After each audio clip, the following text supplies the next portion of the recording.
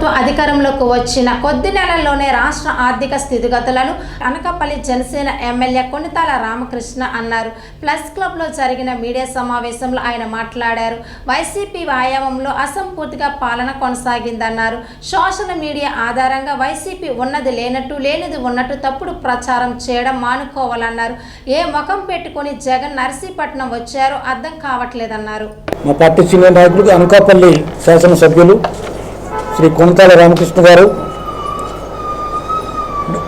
గౌరవ deputy mayor గారు శ్రీ దల్లి గోవిందరాజు గారు, గవర్నర్లు విశాఖపట్నం నార్త్ కాన్స్టిట్యున్సీ ఇన్ఛార్జ్ శ్రీమతి పసుపులోకి ఉషా కిరణ్ గారు, మా జీవీఎంసీలో నాటి ముఖ్యమంత్రి జగన్మోహన్ రెడ్డి గారు వైద్య విద్య పైన, కళాశాలపైన శ్రద్ధ చూపించినట్లు బయటకు కనిపిస్తూ వాటిని కేంద్ర ప్రభుత్వం ద్వారా వచ్చేటటువంటి నిధులతో కొంతమేర ఏదో చేసి అనిపిస్తూ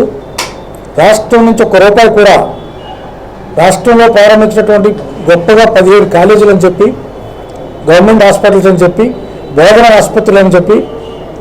వాటికి ఒక్క రూపాయి కూడా ఇవ్వకుండా కేవలం 1550 కోట్లు గవర్నమెంట్ విధ్వంసం నుంచి, విచ్ఛిన్నం నుంచి పునర్నిర్మాణం జరిగేటువంటి కార్యక్రమం పరిపాలనా అనుభవం ఉన్నటువంటి, నైపుణ్యం ఉన్నటువంటి, ఈ దేశంలోనే అత్యంత సీనియర్ నాయకులైనటువంటి నారా చంద్రబాబు నాయుడు గారు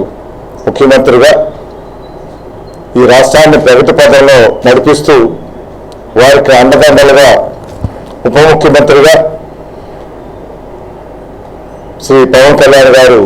చేతోడు వాడాడుగా ఉండి ఈ రాష్ట్రాన్ని ముందుకు నడిపించే దిశలో కేంద్ర ప్రభుత్వ సహాయ సహకారాలతో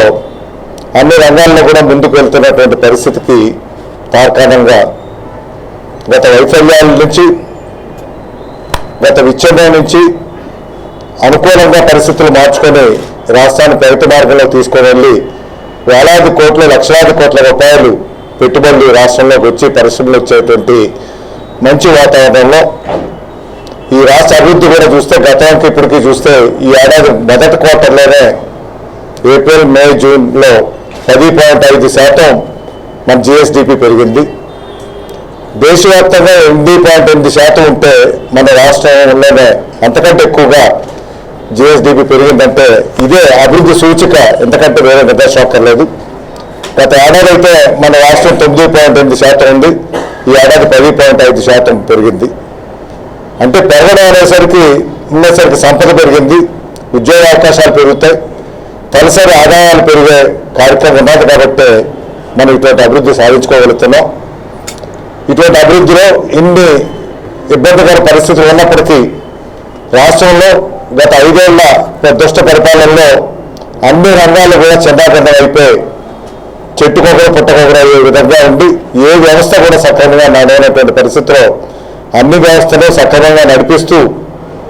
సకాలంలో 1వ తారీఖులా పెన్షన్ ఇస్తూ, అదేవిధంగా ఏవైతే ఎన్నికల ముందు వాగ్దానాలు చేశామో ఆ వాగ్దానాలన్నీ కూడా నిలబెట్టుకునే విధంగా ఒక పెన్షన్ ఇవ్వడమే కాదు, అదేవిధంగా తల్లికి వందనం అని చెప్పి సుమారు 67 లక్షల మంది పిల్లలకు మీకు ఫీ రీఎంబర్స్మెంట్ జమ చేసే కార్యక్రమం కూడా జరిగింది. అన్నదాత సుఖీభావకి సుమారు 45 లక్షల మంది రైతులకి మేలు జరిగేటువంటి పరిస్థితి మనకి భీమిల్లోను, అదేవిధంగా అక్కడ రాంబిల్లి మండలంలోను, ఇటు సబ్బవరం మండలంలోను, పెందుర్తి మండలంలోను 3 సెంటర్స్ పెట్టేటువంటి ఆలోచన, సింగపూర్ నుంచి అండర్ గ్రౌండ్ కేబుల్ సముద్ర మార్గం ద్వారా తీసుకొచ్చేటువంటి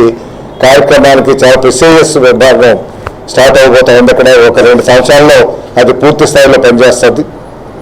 అదేవిధంగా మనకి టాటా కన్సల్టెన్సీ సర్వీసెస్ ఇప్పటికే మిలీనియం టవర్లో వారికి అద్దెకి ఇవ్వడం జరిగింది. వారు బహుశా ఈ నెలలో వచ్చే నెలలో అక్కడ వారు పనులు కూడా ప్రారంభించేటువంటి కార్యక్రమం జరుగుతుంది. వీటితో పాటు ఇతర డేటా సెంటర్స్ కానీ, అదేవిధంగా మీకు విప్రో కానీ, ఇన్ఫోసిస్ కానీ,